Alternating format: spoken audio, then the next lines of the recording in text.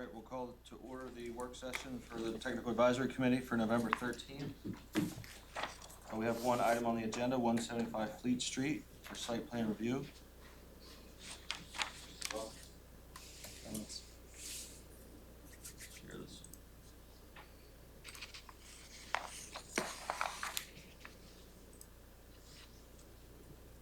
All right. Good. So good afternoon, Sean Toby with Haley Ward, the civil engineer for the project. Also Tracy Kozak with Arcove and Mark McNabb, the developer. Probably best just kind of start through. We can walk through the site. I think everyone's probably pretty familiar with the Gillies property, but it's just over 4,000 square feet, the existing parcel. Right now, there's the caboose portion and then the permanent structure portion. And the part of this project that we're looking to do is install an addition on the back of the building. So sheet 201, the site plan would probably be the best one. Yeah, right there. So as you can see, that square in the middle, that's the existing structure with the caboose towards the front. The new addition would be at the back to install ADA compliant bathrooms, and then a kind of smaller service room there. And then walking through the rest of the site plan, we can kind of start at the north, maybe northwest, and then we'll walk through to the south as to what we're looking to do there. Right now, most of that area is just paved parking. There's some retaining walls. It's kind of a dead zone in that area. And what we really wanted to do is liven that up, especially with the new Newbury Way that's going to be continuing through there and improved. So we wanted to spruce up this as kind of a gateway or a gathering area through there. So there would be the addition of, the addition at the back of the building, as well as bringing in 2 food truck pads to expand the food use services there. And those are shown as the dashed outlines on the plan. And each one of those would have their own gas and electric hookups, so there wouldn't be like generators and such running to supply those. Up on the northwest portion, we're looking to provide an enclosed dumpster area for shared use with different businesses in the area. Some of that would extend into the kind of dead zone on the city property between the parking garage. And so we're kind of working through that with a possible easement to make that work. So they'd be kind of like rollout structures that could be in a gated kind of key fobbed or a locked entrance for local areas, just to put all the trash kind of out of sight and in a better location. And then working kind of back towards Fleet Street, the addition of some bike racks, and then really cleaning up the front of the property with brick sidewalk, tip down ramps, and some new curb cuts. And then as we get to the food court area, kind of on the southern portion, kind of going along Newbury, installing some new retaining walls, some benches, seating areas, kind of pushing a new transformer towards the back, kind of screening it, as well as some new trash structures. And then just an overall kind of general cleanup with new concrete with a pattern with that, as well as the landscaping. And as part of the last project, if you remember with Newbury, that whole grade is going to be brought down. Right now it kind of ramps up and it's probably 8, 9, 10 feet higher than the existing Gilly site.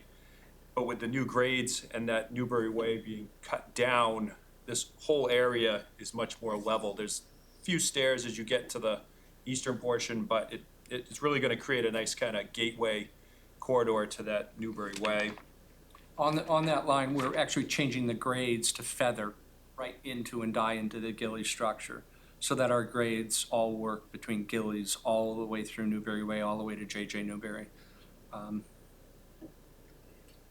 then if you want to jump to the next sheet, this is the landscape plan. So as you can see, it brings that concrete, the stamped pattern that you saw with Newbury Way, just extending through this and making it all one cohesive project, or when it's completed, so it all blends together.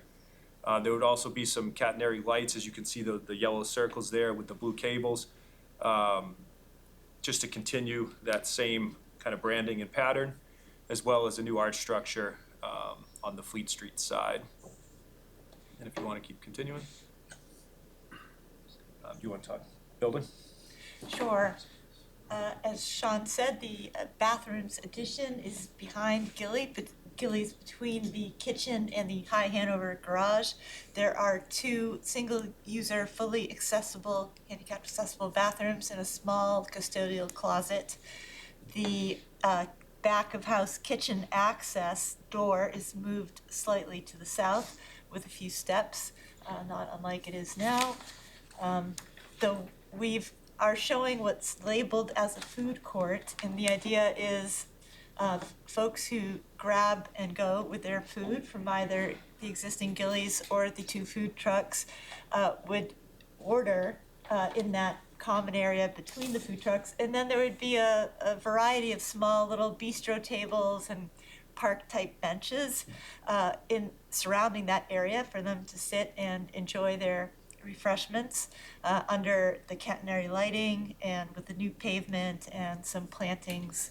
We think it will be a nice spot to linger and also highlight, as Sean said, the entrance. This becomes an anchor to the start of Newbury Way, which, as you know, goes all the way to High Street and then Market Street beyond through Ladd. That's the basic gist of it. The food trucks are actually trailers. They're on wheels. They do not have a drivable engine, but were they to be moved, you could hook them up to a truck or a movable, they have these movable engines that can maneuver it within the site, and if you need to drive it away, you just hook it up like a boat and drive it away. This has been a very intentional exercise on my part to keep the scale of this project low and small, keep the existing Gillies, and yet provide the bathrooms and a few more food options, and being food options that aren't really are missing downtown from the standpoint of something quick, fast, don't have to tip. You know, one of the most affordable type things I really enjoy in places in Europe and London and all over the world, where you'll always have these food truck areas in most of the downtowns. And they really add a neat element, especially if they're well run with the programming of, you know, more in the area. The dumpster relocation right now, for everybody who knows, there's dumpster down Newbury Way, in the middle of Newbury Way. Part of cleaning up Newbury Way and that dumpster is collecting that dumpster and the dumpster that's on Gillies and then relocating them in that more appropriate location. That's what they meant by it will be more trash than just Gillies by coordinating that trash. Newbury Way, which gets cut down at the top by as much as 14 feet. The back of Thirsty Moose Restaurant, which is the kitchen is about 12 feet underground right now. So that gets close to an on-grade exit out their back kitchen door when we knock Newbury Way down, which allows them to use central trash over on the Gillies site. Where now, because of that mountain and because their kitchen is below grade, they have to take their trash upstairs through stairs, out the back and into the dumpster. So that trash coordination, because we own JJ Newberry's and all this, is being done for this whole block area. The transformer pad location, we had original meetings there with Dave DeFosis and Peter Rice and Eversource, and what all the parties are very pleased about is that I'm willing to give private land for a transformer for Eversource. We're showing it there as a placeholder right now. Lots is going to be happening in Fleet Street with the city and the city's design and undergrounding power and stuff going through Newbury Way. But the important thing is that we will make all that work with a transformer location that meets the code of a transformer location, with the clearance in front and a truck that can pick up the transformer, where that just doesn't exist on Fleet Street. You know, it's building, building, building. So it's important for the city to know that the efforts we're going to provide for this underground infrastructure, which the city would like to see happen down Fleet Street. Of course, Eversource would. So that's what that transformer is. Gillies doesn't need a transformer. So I just want to explain why that's on the site plan. There are existing gas meters on the north side of Gillies, which will be relocated to the east side of the addition so that there's more maneuvering space for the dumpsters.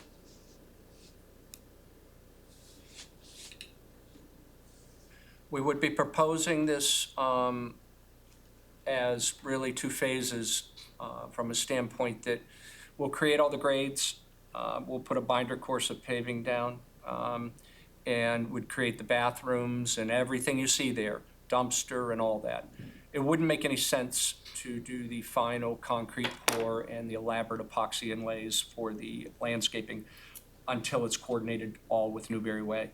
So that's just part of the project. It's, Newberry Way will be a similar approach. We would pretty quickly knock Newberry Way down.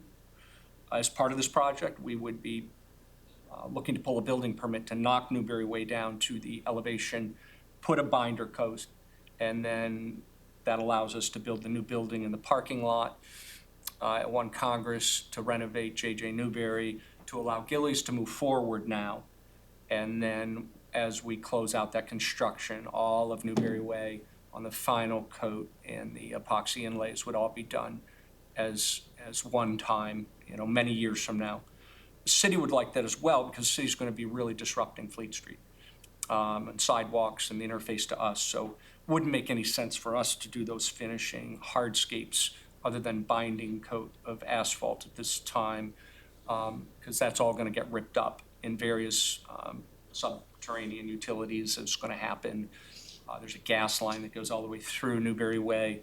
All of those are part of the One Congress approved project. City's aware of all that.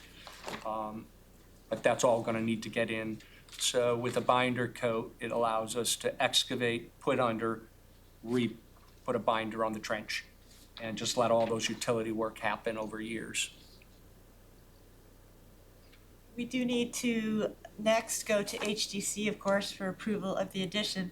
We think we might also need their approval on the trailers. Not totally sure, as those are a vehicle, but they're not going to be moving every day. They're probably going to be there most of the time, more often than not. But regardless, so we started looking at that and have changed. What is shown there is really a placeholder with a very common, typical food truck design. But in looking closer at the historic Gillies, we found one that, you can take one and pass it along, that is a little closer in style to, well, a little closer to the existing historic trolley, which is a circa 1918 food cart made by the Worcester Lunch Car Company. They made a bunch of these in the day. A lot of them became diners. They all have that sort of trolley look. Some of them are more Art Deco than others. I regrettably have to point out regarding the food truck, since we're talking about them, if it's truly a mobile food truck, it needs to be 10 feet from any structure. So the one in the front doesn't seem to be an issue, but the one on the side, that's less than 10 feet. If you can find a way of half around that, I'll understand, or if it was, and again, this is, I don't know what the other implications are. If it was immobile, and it wasn't a trailer, then that would change things, obviously. That's what we'll do. Yeah, well, I don't know, I don't want you to think that that's gonna fix it. I don't know whether it's health code or whatever, it's just, If it's immobile, then it would need to be 5 feet away. okay. Before it would have to be Yeah. fire resistant construction, and your openings would be limited at that point. Per zoning, it helps if it's a trailer. What's that? Zoning wise, it helps if it's a trailer Oh, for right. us. Yeah. The way we were Yeah, looking. that's what I was getting at is, I don't know what the fix is. I don't think just saying it's immobile is enough, unfortunately, but. Well, we clearly have the land there to, it's good to know that, we clearly have the land there to play with those position Yeah, holders and play with landscaping and get those separations needed. Because we really want to see this happen, and we can shift those around.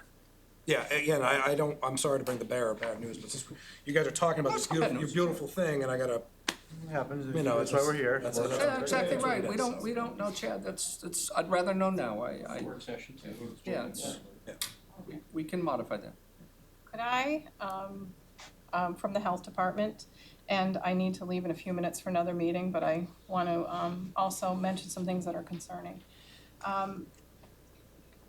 A mobile unit has to be mobile, like it comes and then it goes, it doesn't stay permanently. And it needs to work out of a licensed commissary, so I have a few questions for you. Are these seasonal, is that your idea?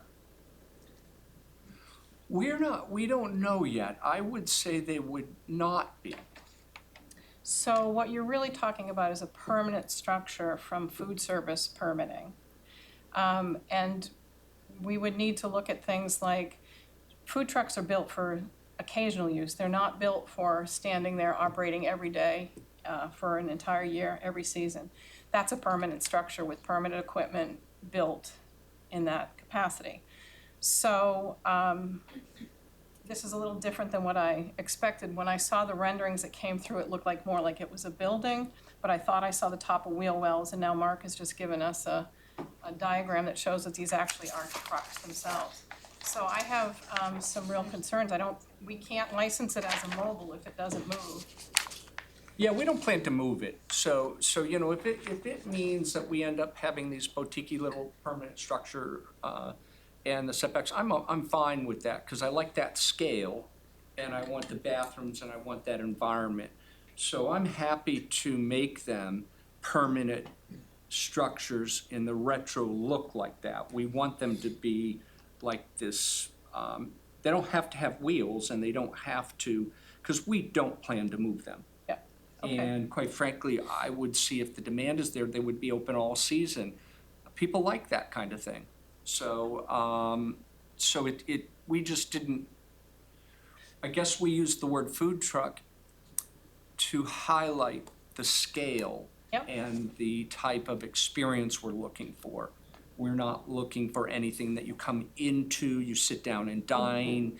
We're looking for them being of the scale of a food truck. So, so you're saying that you're happy to build a permanent building structure that We looks are. like a food truck? We Well, are. then that would solve that problem for us. We're happy to do that and keep that within 5 feet of that. We'll have to see what that does to planning or that, but we'll navigate this. We would like to see this happen. I have a couple other questions. Surely. So where is all the food preparation and food storage going to be happening? In the main Gillies Diner, or now that these are going to be permanent buildings, you're going to have it on these buildings? Absolutely in those buildings. Okay, Think of it another way. Let's say, take the wheels off it. A food truck, as you know, they're designed with complete kitchens, complete everything. they are, So- but they're not structurally the same on the exterior, and like the penetrability of rodents and stuff like that is not the same in a food truck. So if you're building a building, very Right. happy with that, I just need to understand this process. So,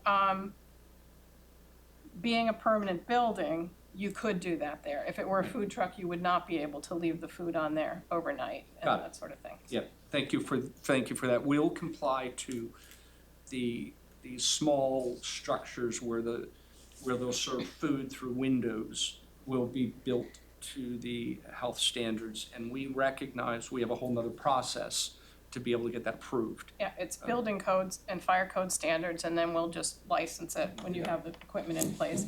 And my last question is about the bathrooms. For us to license a building, they need to have as a restaurant, it should have its own bathroom. I realize that's not what you're planning. We have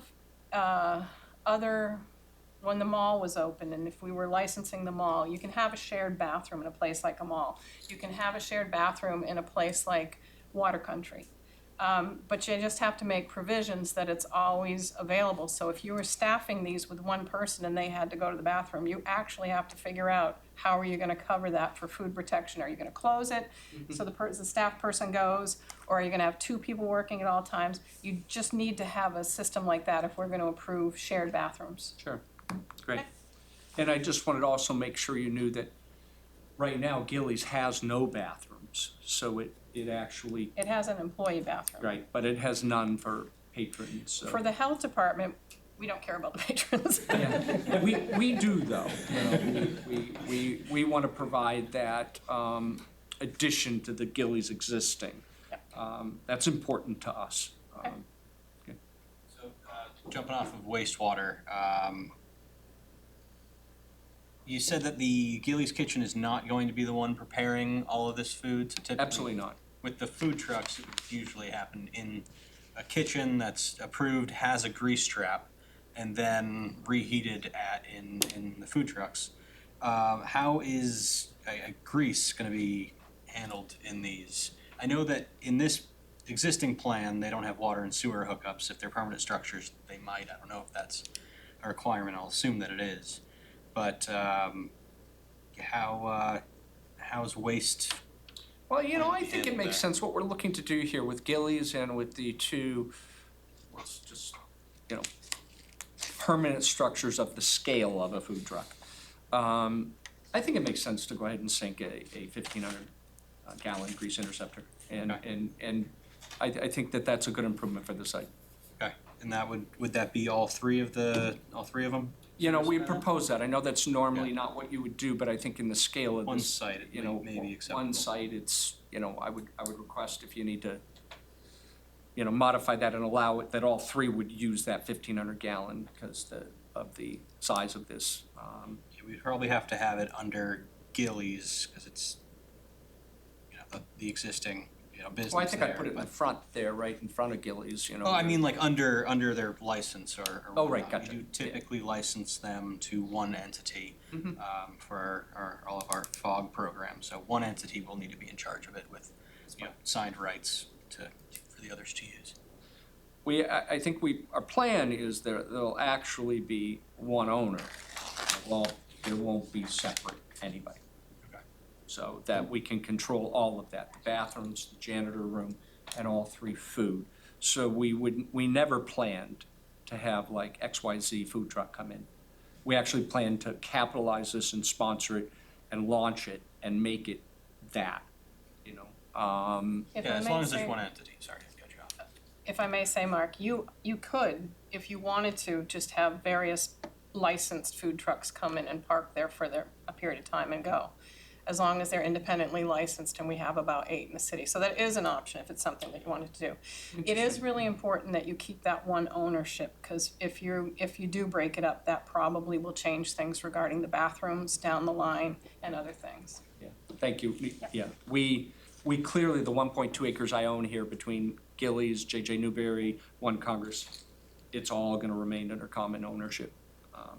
There's no plan to sell any of it or, And if there's anything like walk-ins associated with these, which I can't imagine, they're so small, but even on Gillies, they all have to be contiguous with the building. So you can't have something standing alone in a parking lot.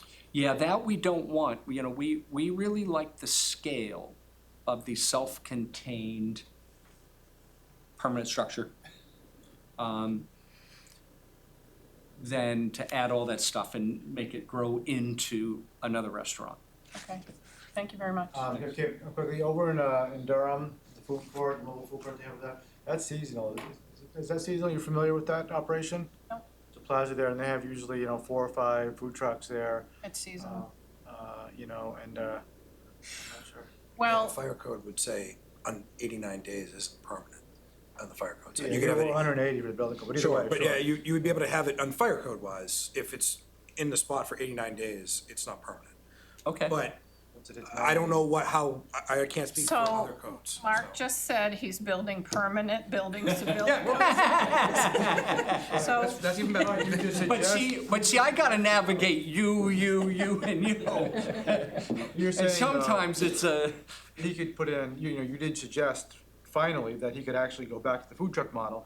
Oh. And, right, so that's why I was just throwing. the trucks, well, in order for us to license those food trucks, they come, they do their thing, they go Right. back to their licensed commissary to do the food storage, How food often? prep, daily.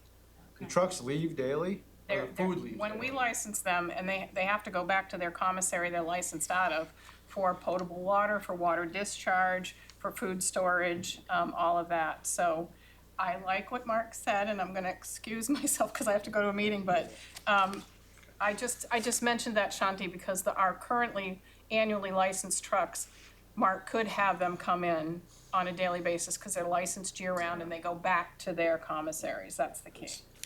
it's helpful to hear all, I appreciate this, I understand it now, and I think that, it makes sense to me to build very cute, quaint, permanent structures on those. I'm liking the feeling of that. So am I. Thank you very much.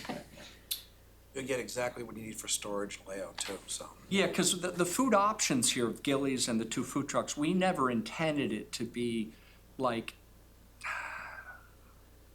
it might be donuts, it might be this, it might be that. We actually have set programming we want to establish. Like one would be seafood, would always be seafood, and you'd know it's seafood, just like Gillies is Gillies. So we were not looking for this to be a venue that changed to whoever wants to pull a truck up.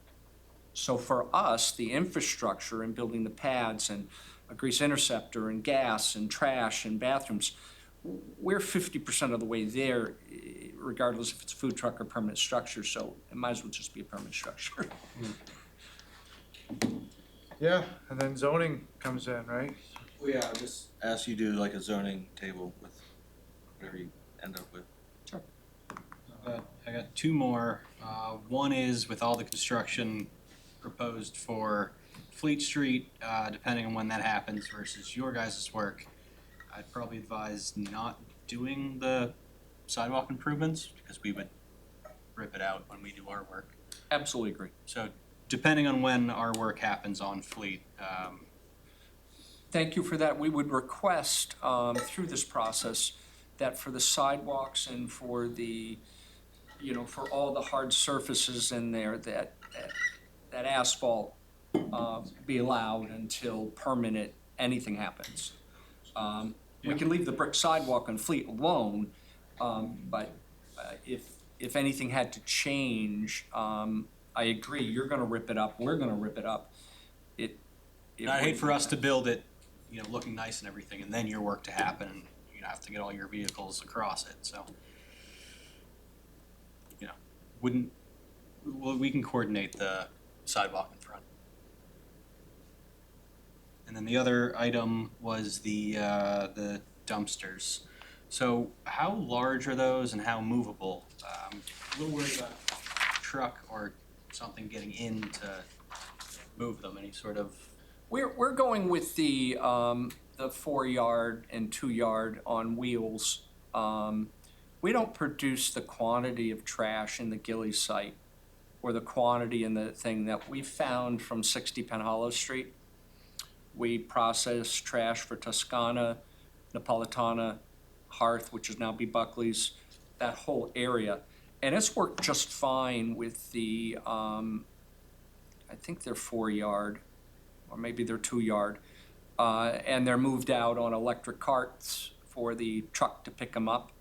So we did not plan to try to get commercial trucks shoehorned in there. We don't think that's the right solution for this site. All right. So they would just, roll out to They'd roll Fleet out. Street, like one at a time, dump Be and picked up. replace? Yeah. Like if you ever watch 60 Penhollow, we actually will line up 4 or 5 of them right in the morning, right on the side. It doesn't block anything, doesn't block traffic. And then they'll come and pick them all up and go on their way. All right. Yeah, those were the items I had, yeah. Grease trap, sidewalk, and dumpsters. And so that's on city property, right? No, that's me. That's you? I own to the High Hanover Garage. Okay. I think what you, No, I think that is. There's a strip there, Yeah. a small strip. how big? Big enough Is this for the lot line, dumpsters. Yeah, probably 8 feet maybe. That 8 feet right there's the city? So under the dumpsters is city property, and that walkway for accessing the dumpsters is Mark's property. Okay, so we're dumpster width there, all right. So yeah, I guess I wasn't aware of that portion is the city. So we would request whatever you need for an easement to, Easement or license or an whatever. easement or license for that trash area. And I know when we went through the process of actually, the city was very receptive to actually leasing like thousands of square feet in the parking garage. So I believe that will be favorably looked at for providing an easement. And then the open space, it needs to be 5 feet wide, so I think this is a 5-foot setback. So you only need 200 square feet for this lot. So I don't know that this counts. And if this is less than 5 feet, I mean, you might be able to just do like a 10 by 20 area.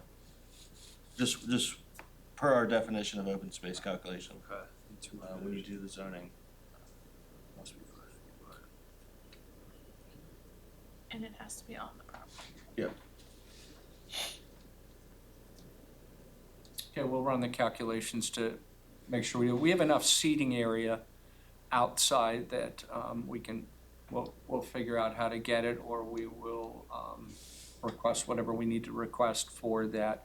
Would that be if we can't do that, because we don't have it today?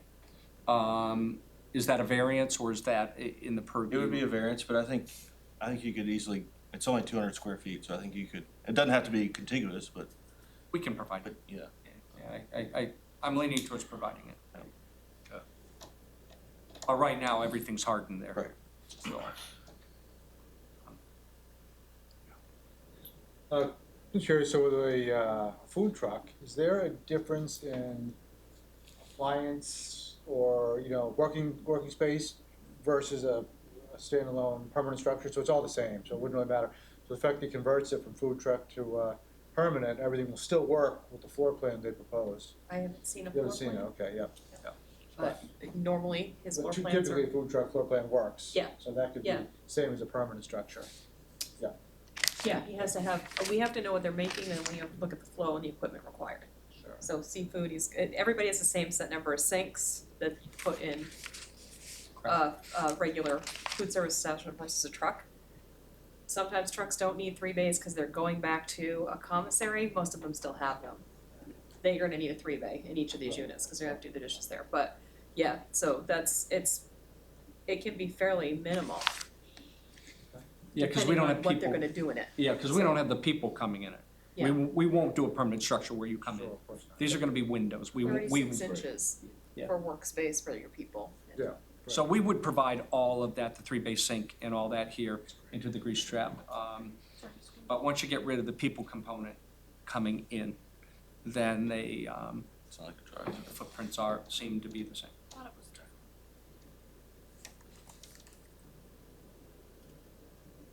Eric, do you have anything? Yeah, I have a few questions. On the sidewalk, you're showing, looks like 3 tip down areas. What would those be for?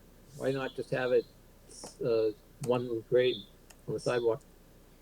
Yeah, I think now that we're not gonna be moving structures in and out of there, those can be taken out. I think the intent was if the trucks had to kind of go in and out. I think the only real tip down you would need is probably at Newbury Way, and then probably the small one for the dumpsters at the other end. And then we just have a continuous sidewalk across the front. Okay.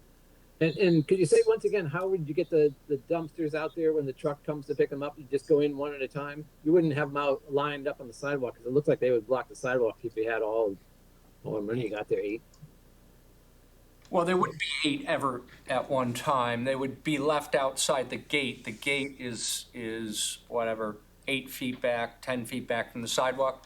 They'd be left with casters so that when they come up, they just roll one at a time and load them and empty them. Yeah, it looks like you could fit 1 or 2 outside of the gate there. Yeah. You wouldn't have them, they wouldn't all be outside of the gate all at once. It doesn't look like there's enough room to store them outside the gate. We couldn't block the sidewalk. We wouldn't do that. We'd love to see what the final plan, which we have not been able to get, because I'm not sure it exists, on what Fleet Street's happening, in terms of loading zones and parking and that. Like what we've done on Plum Hollow is there's not a loading zone, but there's a parking space, and then there's a weird one of those triangular, hatched out areas because it couldn't fit a parking space, and they fit our dumpsters in the hatched out area so it doesn't interfere with sidewalk or parking spaces or travelways. So if Fleet Street had anything like that, we would utilize part of that area to pick up, but in absence of that, they would remain between the sidewalk and the dumpster gate. Okay. The other question I had was on the proposed food truck where it's labeled there, the one parallel with Newbury Way. Where would the access for getting the food? Would that be from the seating area, or would it be from the Gilly side of the? I think we looked at both.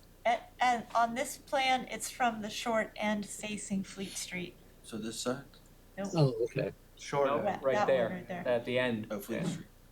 Yeah, that's better because it's kind of tight between that and Gillies or up on the retaining wall. Yeah, okay, that makes more sense. Yeah, we wanted to keep the pedestrian experience through follow the red ribbon. So you'd come in the red ribbon, you could go straight ahead into Gillies, you could go to the left and get the window on the long part of that permanent structure, or to the right on the end of the other one. Okay. And then is that a double gate at the end of Newbury Way? Is that like a circular thing in the middle, and then there's a gate on either side of that? Is that how is that supposed to work? That arch, yeah. So that's part of the approved already Newbury Way of the grand archway that you enter, and it's of a height that will be of a height that Eversource can come under it to get to the transformer. They can also come down the other way. You know, Newbury Way is built that you can drive down it, you know, for emergency vehicles, you know, not for, it's not open for any cars. Okay, so there would be a gate there? Just to keep vehicles out, is it? It's an arch. See the arch? Down here, Eric? Okay, because I thought I saw on one plan that said there was a gate. If it is, it's a typo. There's no gate. That's the arch entrance to the Newbury Way as part of our Newbury Way. Okay. I think that's all I got, unless you're planning a drive-through. No. I fought hard not to have cars there. Got a bike through. Bikes are always welcome. Okay. Pedal bikes. All right, anybody have anything else?